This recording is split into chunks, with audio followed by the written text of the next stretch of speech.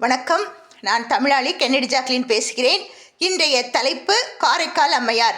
காரைக்கால் அம்மையார் சோழ வள நாட்டில் பிறந்தவர்கள்.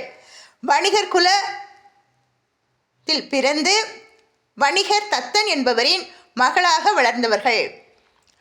அவர்கள் புனிதவதி என்று பெயர். ரொம்ப அழகாக இருப்பாங்களாம், பொறுமையாக இருப்பாங்களாம், அடக்கமாக இருப்பாங்களாம். இவர்களுக்கு வெகு தூரத்தில் நாம் திருமணம் செய்துவிட்டால் ஒரே மகள் என்பதால் அருகிலே பரமதத்தன் என்ற ஒரு வணிகரை பார்த்து திருமணமும் செய்து வைக்கிறார். இப்பொழுது இவர்களுடைய திருமண வாழ்க்கையில் வியாபாரமும் செல்வ செழிப்பாக நடைபெற்று கொண்டிருக்கிறது. அங்கே அவர் அங்காடினா கடையில் இருக்கிறார். அப்பொழுது அவருடைய நண்பர் வருகிறார். பரமதத்தன் இருக்கார்ல, அவருடைய நண்பர் வருகிறார். வரும் வேளையில் கையில் 2 மாங்கனிகளை கொண்டு வருகிறார். அந்த மாங்கனி முக்கனிகளில் சிறந்தது. அந்த பழத்தை கொண்டு வந்து கொடுத்துட்டு, இது ரொம்ப இனிப்பாக இருக்கும், இதை அரிதில் கிடைக்காது, இதை நீங்கள் உண்ணுங்கள் என்று கொடுக்கிறார். உடனே அந்த பரமதத்தன், மதிய வேளை நான் வருவேன் உணவருந்த அப்படின்னு சொல்லிட்டு தன்னை கடையில் வேலை செய்யும் அந்த பணியாளை அனுப்பி வீட்டில் கொண்டு கொடுக்க சொல்கிறார். இப்பொழுது புனிதவதி அம்மையார் என்ன பண்ணுறாங்க, அங்கே சமையல் செய்து கொண்டிருக்கிறார்கள். அந்த வேளையில் சிவனடியார், இவங்களும் ரொம்ப சிவபக்தர்கள், அதனால் சிவனடியார் வருகிறார். வந்து இவர்களுடைய பக்தியை சோதனையிட்டாரோ என்னவோ தெரியவில்லை.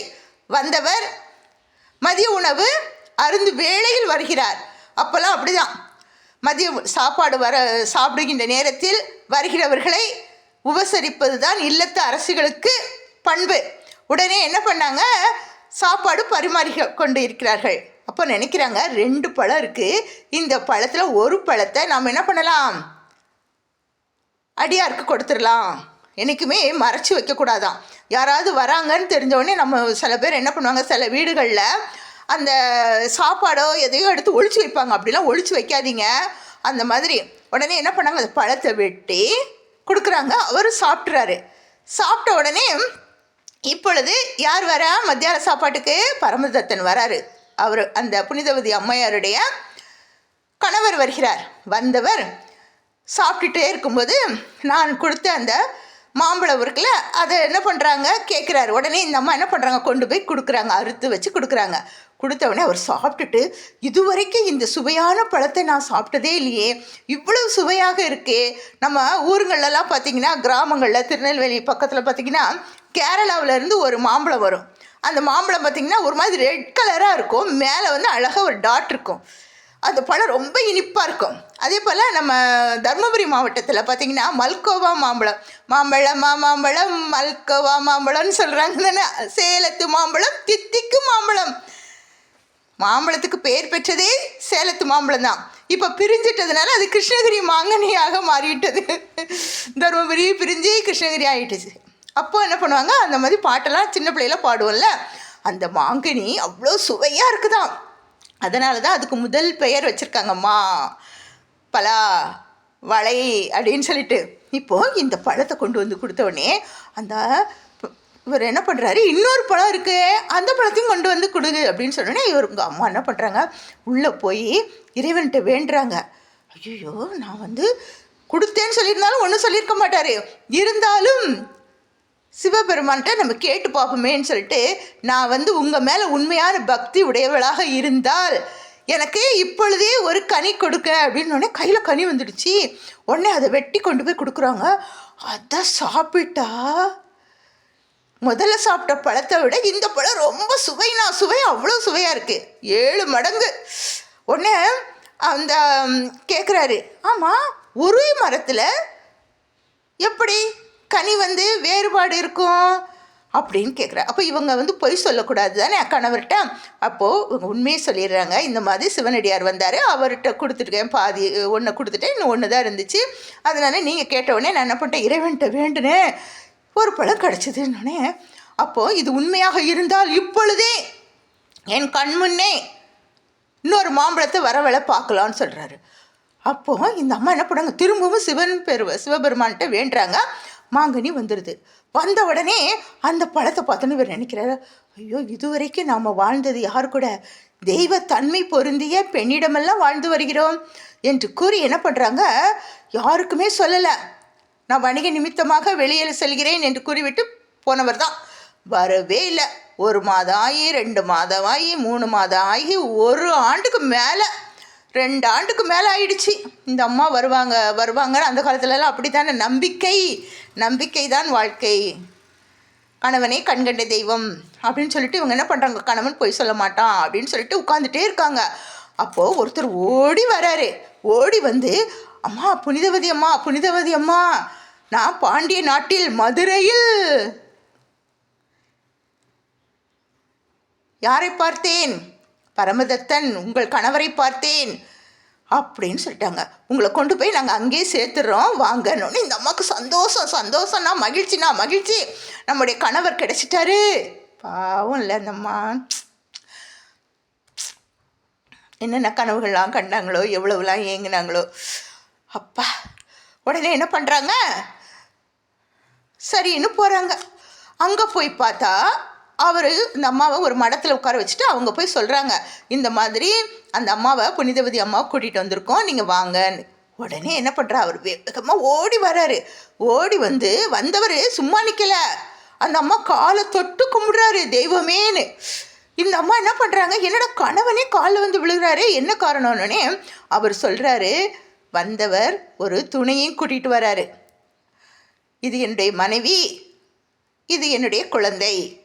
இந்த அம்மாவுக்கு எப்படி இருந்திருக்கும், அப்படியே தலையில் அப்படியே பாறாங்கல்ல போட்ட மாதிரி இருந்துச்சான்.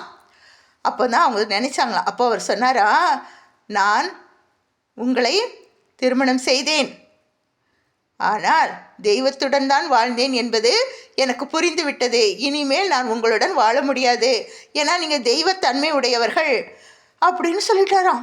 சொன்ன உடனே இந்த அம்மா என்ன பண்ணாங்களாம், தன்னுடைய கணவனே தன்னுடைய காலில் விழுந்து தன்னை தெய்வமாக எண்ணிய பிறகு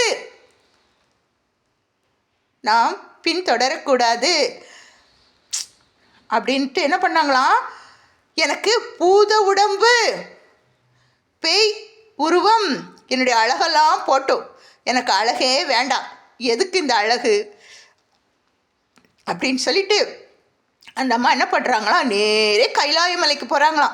கைலாய மலைன்னா எங்கே இருக்குது, அங்கே போகிறாங்களாம். நடந்தே போகிறாங்களாம். எந்த உருவத்தில், அந்த பூதகன உருவத்தில் போகிறாங்களாம். அப்போ யாருமே என்ன பண்ண மாட்டாங்க, ஏறிட்டு கூட பார்க்க மாட்டாங்க, ஏதோ ஒன்று போகுது அசிங்கமாக இருக்குதுன்னு நினச்சிருப்பாங்க. அப்போ இந்த அம்மா போயிட்டே இருக்காங்களாம். போய் அந்த கைலாய மலையை தொட்ட உடனே, நாம் யார் வாழ்ந்த பூமி, சிவபெருமான் வாழ்ந்த பூமி, இதில் நம்முடைய கால் பதியக்கூடாது, இறைவனே மிதித்ததற்கு சமம். அப்பா, எவ்வளோ பக்தி பாருங்க.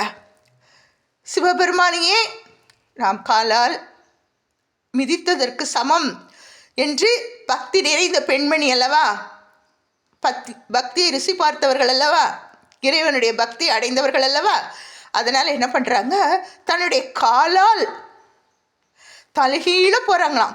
இவர்கள் இங்கே தலைகீழாக வருவதை கண்டு சிவபெருமான், அம்மையே என்று கூறிக்கொண்டே ஓடி வந்து தன் கையால் அவர்களை நிறுத்தி என்ன பண்ணுறாரு, நீ திருவாலங்காட்டில் போய் அமர் என்று கூறினார். தெய்வமாக அங்கே கோயிலாக அமர்ந்து விட்டார்களாம். அமரச் செய்தாராம் சிவபெருமான்.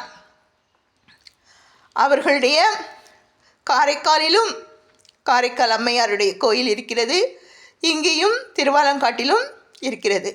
இவர் ஒரு சிறந்த சிவபக்தி நிறைந்தவர். அதனால் இறைவனுடைய பக்தியை தெய்வமாக நிறுத்திவிட்டாராம் சிவபெருமான். அதையே உங்களுக்கு கூறுகிறேன். பிறவாமை வேண்டும், அந்த அம்மா சொல்கிறாங்க, பிறவாமை வேண்டும், நான் இன்னொரு தடவை பிறக்கவே கூடாது, அப்படியே மீண்டும் பிறப்பு எனக்கு உண்டு என்றால் இறைவா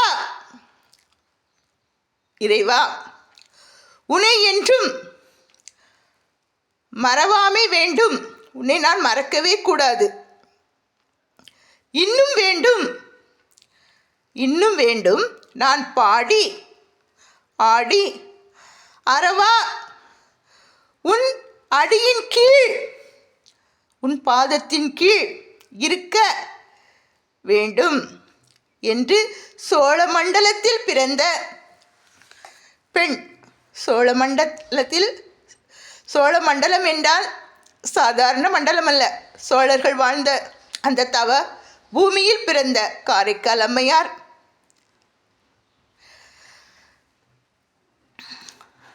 கைலாய மலையில் சென்று இறைவனை வேண்டி இறைவனடி சேர்ந்தார்கள்.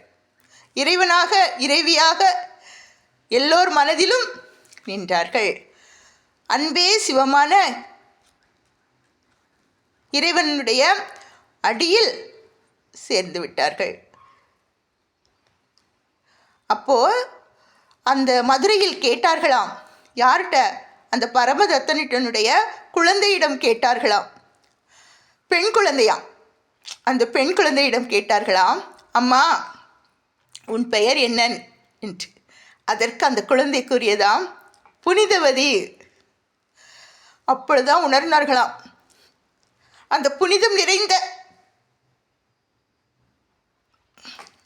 பெண்ணின் பெயரையே வைத்துள்ளார்கள் என்று கலங்கி, இனியும் இந்த மதுரையில் நிற்கக்கூடாது, எங்கே செல்ல வேண்டும், என்னுடைய அப்பன் சிவனை போய் சேர வேண்டும் என்று சென்று விட்டார்களாம்.